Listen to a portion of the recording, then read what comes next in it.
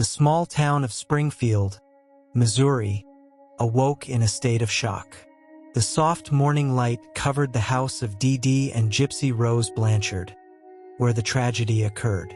The serene image of the place hid what had happened within those walls, and no one could have imagined that there was the beginning of such a disturbing mystery. Claudia Blanchard, or as everyone called her, Dee Dee, was found dead in her bedroom, with multiple stab wounds, a brutal crime that would shake the entire community. Beside the bed, her daughter Gypsy Rose's wheelchair stood empty. The girl, whom everyone believed to be fragile, vulnerable, and dependent on her mother, was missing. Neighbors and friends were stunned when the police began investigating, suspecting that Gypsy herself might be involved. A girl who, until then, everyone believed to be incapable of walking, of defending herself, and certainly of committing a crime. Gypsy, who always appeared in public wearing childish dresses, with a sweet, childish voice, seemed the last person to be involved in something so violent. But what followed would shock everyone even more. The investigation brought to light a series of lies no one ever expected. Gypsy Rose was not only capable of walking, but she had also maintained a secret relationship with a boy named Nick Gojon, someone she met online and with whom she had planned the murder of her mother. What initially seemed like a case of abuse and manipulation, where Gypsy was the victim of a controlling mother, quickly turned into something much darker. The idea that a young woman, supposedly unable to walk, could be involved in such a calculated crime left everyone perplexed. However, the investigation revealed even more secrets. With each new detail, Gypsy Rose's story became more complex. Neighbors began to question everything they thought they knew about the girl and her mother. Had they been deceived this whole time? How could the girl, whom they had always seen as so fragile, now be walking on her own without the wheelchair? And the most disturbing question: how had she managed to plan the murder of her own mother, someone who seemed to always be by her side, protecting her from the world? In the small interrogation room, Gypsy finally spoke. Her trembling but determined voice revealed a side of her life no one knew. Years of psychological and physical abuse, an invisible prison built by Dee Dee. To many, Gypsy was the perfect victim of a case of Munchausen syndrome by proxy, where her mother made her believe she was sick, fueling a farce to gain sympathy and financial support. But did that justify the brutal murder that followed? Gypsy claimed that her only way out was her mother's death. But to what extent was this plan hers?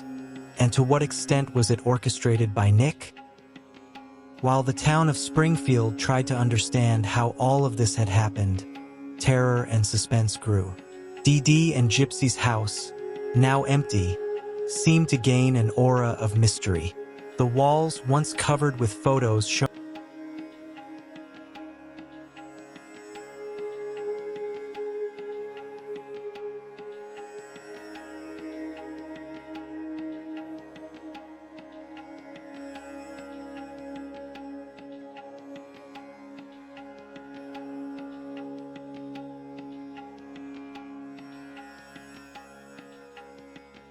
that day, the entire town was in a frenzy. The trial of Gypsy Rose Blanchard and Nick Gojon had begun, and the courtroom was packed. Outside, reporters and curious onlookers gathered, trying to make sense of the shocking details emerging. The atmosphere was tense, and each new fragment of the story seemed more macabre than the last.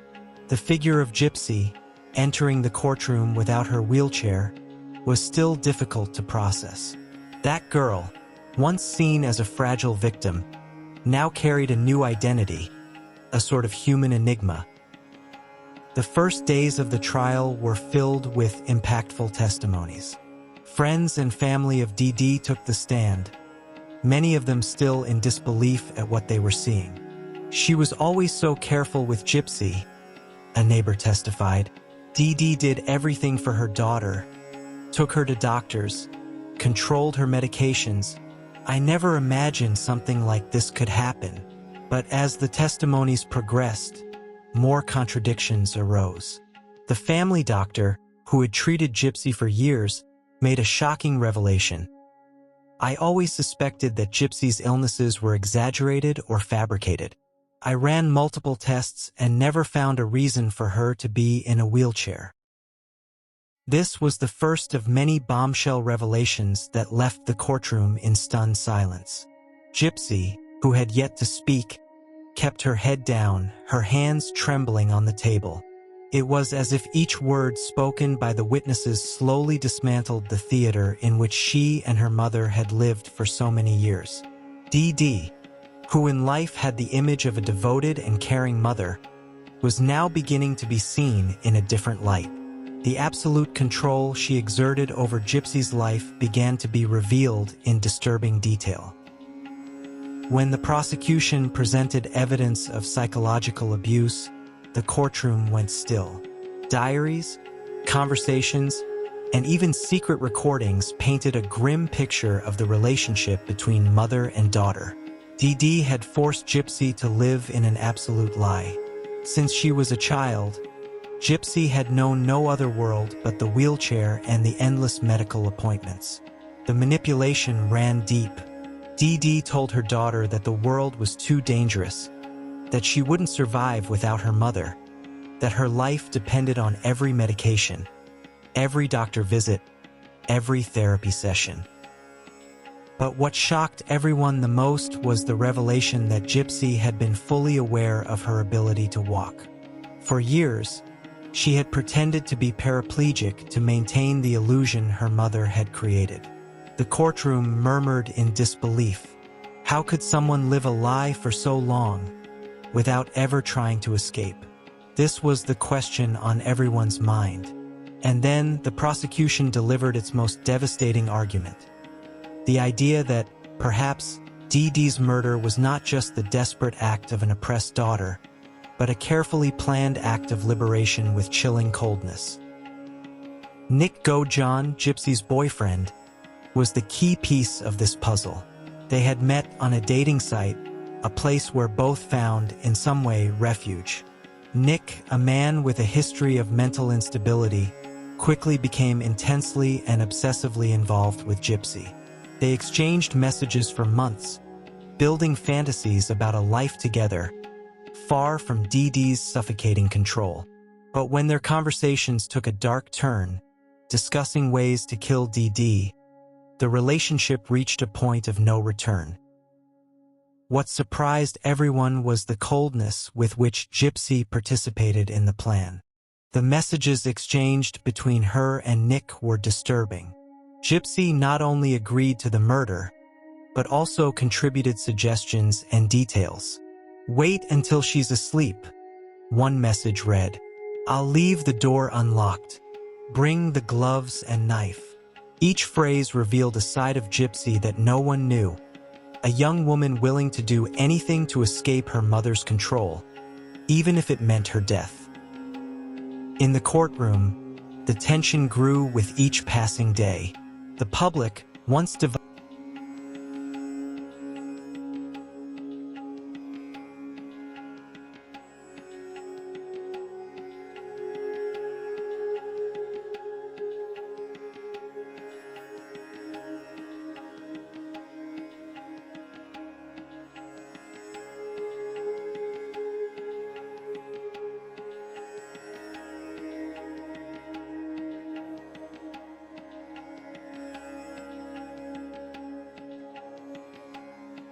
the third day of the trial brought the most anticipated moment, the testimony of Gypsy Rose Blanchard. When she was called to the stand, the entire courtroom fell silent. Television cameras zoomed in on her face as she walked toward the witness stand. She no longer resembled the fragile girl the world once knew. Her long, loose hair cascaded over her shoulders, and there was a maturity in her eyes that hadn't been there before. But even so, the public couldn't ignore the weight of her story. Gypsy began her testimony with a trembling voice. She detailed, with precision, the years of abuse and control she suffered at the hands of her mother.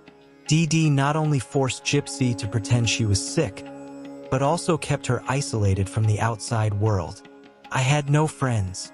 I couldn't leave the house without her permission, Gypsy said, tears streaming down her face. My mother made me believe that I was an invalid, that I wouldn't survive without her. Every word Gypsy spoke seemed to pierce the hearts of those present. The psychological abuse she described was devastating. Dee Dee made sure Gypsy depended on her for everything. There was no escape, no way to seek help. She was trapped in a cycle of lies, medications, and unnecessary doctor appointments. I was afraid of her, Gypsy confessed. She threatened me. She said if I tried to run away or tell anyone, she would hurt me or let me die without my medications. The courtroom listened attentively as Gypsy detailed the nature of her relationship with her mother. Everything was meticulously controlled by Dee Dee, from what Gypsy ate to how she dressed. The young woman, who should have been experiencing the joys of adolescence, was kept in a state of infantilization, always under her mother's watchful eye. I wore children's clothes. She said it made me look more innocent, that people would feel more sorry for us that way, Gypsy explained, her voice choked with emotion. But it was when Gypsy began talking about Nick Gojan that the trial took an unexpected turn. She described their online encounter as the first time she felt she could escape the emotional prison in which she lived. Nick was the opposite of her mother. He made her feel powerful, capable of making her own decisions. And it was in this context that the plan to kill Dee Dee began to form. I never thought he would actually do it, Gypsy said, eyes fixed on the floor. I was desperate. I wanted to escape, but I never thought it would go that far. The most shocking revelation came when Gypsy described the night of the murder. She admitted she was aware of what Nick would do, but the way she narrated the events left the audience torn between sympathy and revulsion. I unlocked the door, she said, her voice now firmer. I knew that night my life would change forever. Gypsy, in tears, recounted how she hid in the bathroom while Nick attacked her mother. I heard the screams, she said, her voice barely audible. She called my name, and I did nothing. I was paralyzed. Her descriptions of Dee Dee's final moments left everyone in the room silent. Gypsy spoke of the fear she felt but also of the relief. I wanted to help her. I wanted to run to her. But at the same time, I knew that was my only chance to be free.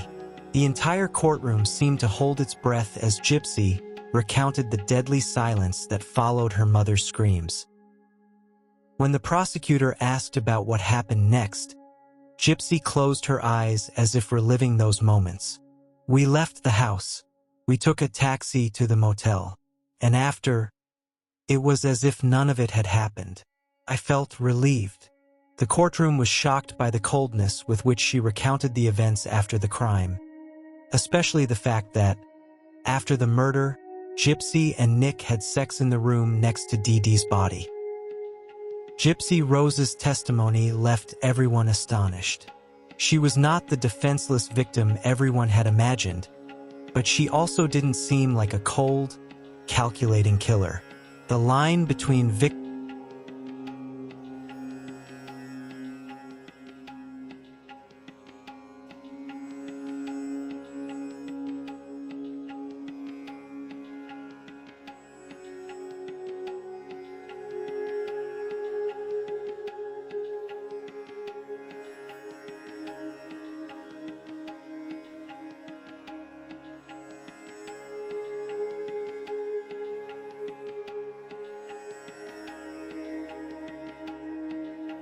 The fourth day of the trial marked a significant shift in the public's perception of the Gypsy Rose Blanchard case. As more details of the abusive relationship between mother and daughter emerged, difficult questions arose about the extent of Gypsy's responsibility for her actions. the narrative began to move away from the simplistic view of victim and murderer, delving into a gray area that challenged the public's understanding.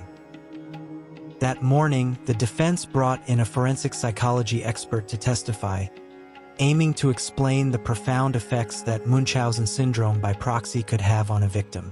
Gypsy had been forced to believe, from a very young age, that she was gravely ill.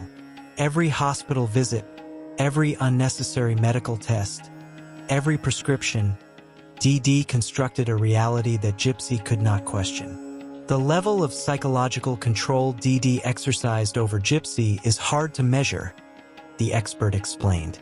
She was conditioned to think she had no other way out.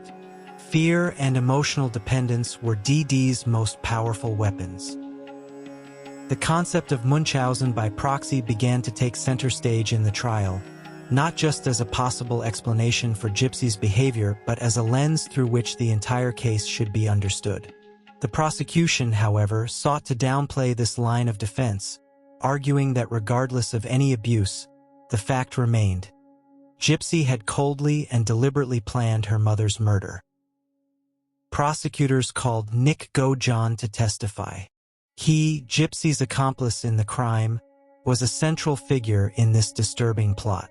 Nick, with his own mental health issues, also seemed vulnerable to manipulation, though in a different way. His obsession with Gypsy, fueled by their online conversations and shared fantasies, led him to commit the act that, according to him, was an act of love to free her. During his testimony, Nick showed no remorse. He stated clearly that he would do it all over again if it meant freeing Gypsy from DD's oppressive control. The media was fascinated by the unfolding trial. Television networks and newspapers covered every detail, and the public followed closely, both in the courtroom and at home. Gypsy Rose's story, once an isolated tragedy, had become a national phenomenon, a chilling exploration of the dynamics of abuse and their fatal consequences. Investigative journalism began to delve deeply into DD Blanchard's life, revealing that she had lied about Gypsy's medical conditions for years, deceiving doctors, family, and charity organizations. The public was divided. On one hand, there was empathy for Gypsy, who had clearly suffered extreme abuse for years. On the other hand, the coldness and calculation involved in planning the murder left many questioning how much of a victim she really was and how much of an active accomplice. It was impossible to ignore that, while Gypsy had been controlled, she had also actively participated in a brutal crime. By the end of the fourth day of the trial, the defense tried to reinforce the idea that Gypsy had no other choice. She was desperate, trapped, said the defense attorney in his final statement of the day. The only way she saw to escape was through her mother's death. This doesn't justify the murder, but it helps us understand why it happened. As the courtroom prepared for the final days of the trial, the country asked itself, who was Gypsy Rose Blanchard? A young woman who fought for her freedom in an extreme way, or a manipulative mind who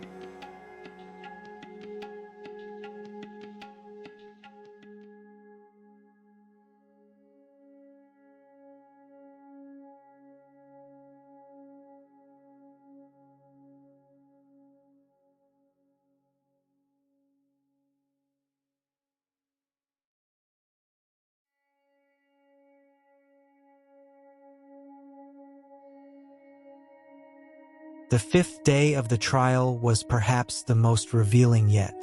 The details of the night of the murder were re-examined meticulously, with both the defense and the prosecution attempting to shape the narrative in their favor. The tension in the courtroom was at its peak. Gypsy Rose's face remained expressionless as witnesses recounted, with painful precision, the events that led to D.D. Blanchard's death. The prosecution focused its argument on the coldness with which Gypsy had prepared the crime. They displayed messages exchanged between her and Nick Gojan that detailed the plan. How she would unlock the door, where he should attack, and how they would flee afterward. Every word seemed carefully planned, which, for the prosecutor, showed that Gypsy was not acting out of desperation but with a certain calmness and premeditation. She knew exactly what she was doing, the prosecutor said gravely. This was not an impulsive decision made in a moment of panic. It was a step-by-step execution. The public in the courtroom held their breath as the recording of the emergency call was played. Dee Dee's scream echoed through the room, adding a new dimension to the horror of the crime. It was a scream full of terror, the final plea of a woman who, until that moment, believed she had control over her life and her daughters. The sound was brutal, and for a moment, it seemed even Gypsy felt the weight of that scream on her conscience. However, the defense did not let this pass without a response. Gypsy's lawyer tried to humanize his client, once again highlighting the context of abuse in which she had lived for years. He pointed out that, as planned as the crime may have been, Gypsy was still a deeply manipulated young woman, mentally fragile from the lies and abuse her mother had inflicted throughout her life. She didn't see another way out, the lawyer said, looking directly at the jury.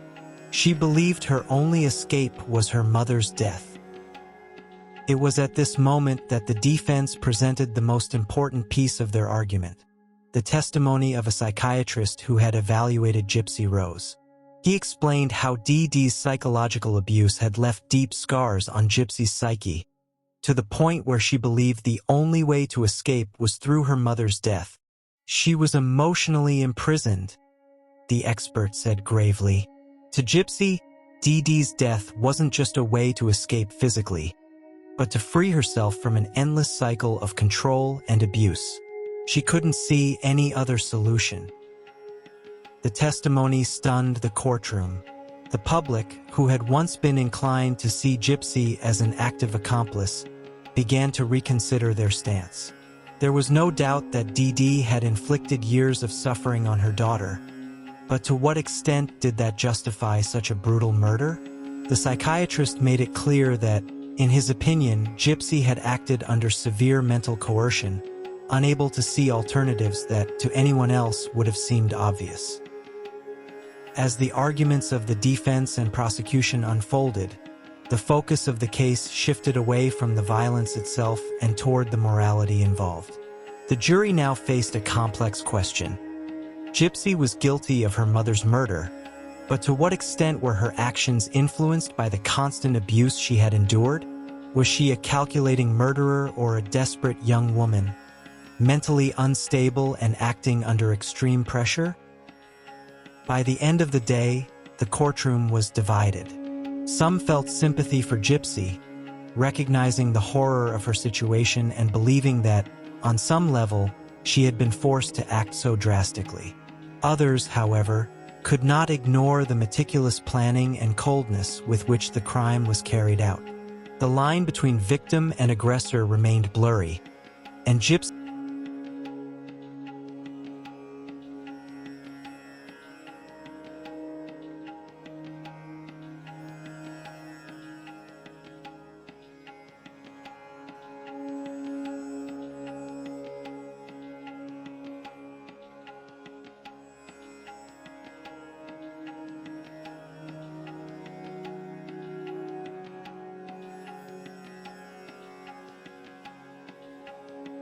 Welcome to Spooky Stories.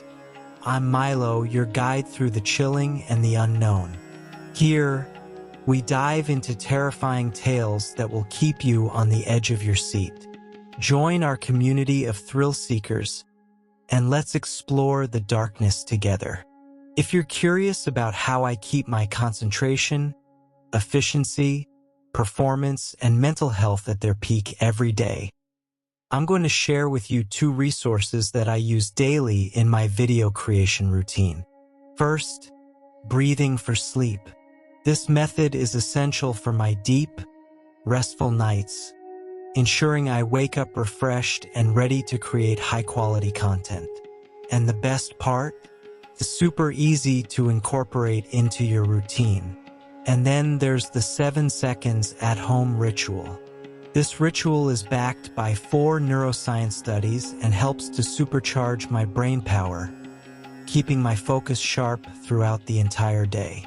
Want to try these resources and feel the difference in your routine? The links are right here in the video description and pinned in the comments. Don't miss this chance to elevate your productivity and mental well-being. The final day of Gypsy Rose Blanchard's trial arrived under an almost palpable tension. The town of Springfield and the entire country awaited the conclusion of a case that had challenged traditional notions of justice, responsibility, and abuse. The atmosphere in the courtroom was thick with anticipation, as all eyes turned to the jury who would soon decide Gypsy's fate. She sat silently beside her lawyer, looking more resigned than anxious. There was a sense of acceptance that, no matter the outcome, her life would never be the same. The prosecutor was the first to deliver his closing statement. He emphasized the cold-blooded nature of the crime, the details of the planning, and the irrefutable evidence that Gypsy not only knew what was about to happen, but had also helped orchestrate her mother's murder. Yes, she suffered abuse, he said with a tone of authority. But nothing justifies the brutal way in which Dee Blanchard was killed. Gypsy Rose had choices. She could have sought help. She could have reported the abuse. Instead, she chose the path of violence. The prosecutor made it clear that the judicial system must act based on facts, and the facts were undeniable. Gypsy had actively participated in the murder. When it was the defense's turn, Gypsy's lawyer took a more measured tone. He knew that the image of Gypsy as a fragile victim had been shaken, but his goal was to remind the jury that, behind her actions, lay years of manipulation and extreme psychological abuse. He argued that Gypsy had been conditioned since childhood to believe that her mother controlled every aspect of her life and that any attempt to escape would result in something worse. She saw no other way out, he said, almost in a whisper. She didn't have the mental freedom to make a different decision. The courtroom was silent as the defense lawyer spoke about the nature of Dee's abuse. He described how Dee had isolated Gypsy from the world, built a life based on lies and manipulation, and how this had shaped Gypsy's perception of what was possible. She was trapped in an invisible prison, he stated, and to her, the only way to escape was to eliminate the key to that prison, her mother. Finally, the judge instructed the jury, and the room waited anxiously. People whispered to each other, trying to predict what would happen. After hours of deliberation, the jury finally returned. The verdict would be a watershed moment for Gypsy Rose Blanchard's future. As the judge read the verdict, the room seemed frozen in time. The jury declared Gypsy guilty of homicide, but not in the first degree. They acknowledged that, while the murder had been premeditated, there were mitigating circumstances.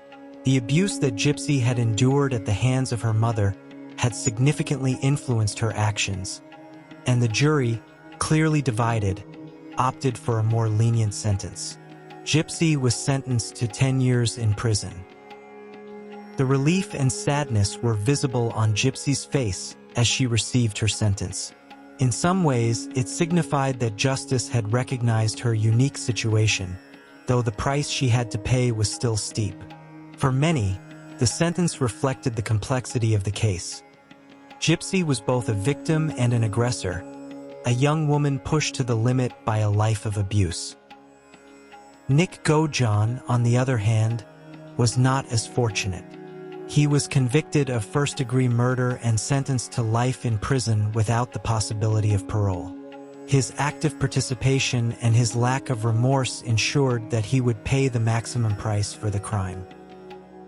As she left the courtroom, Gypsy left behind a life of lies, abuse, and pain. Though she was going to prison, for the first time in her life, she would be free from the oppressive figure of her mother. The case of Gypsy Rose Blanchard would be remembered as one of the most intriguing and tragic in recent history, A reminder that sometimes the lines between victim and perpetrator are not as clear as they seem. Gypsy.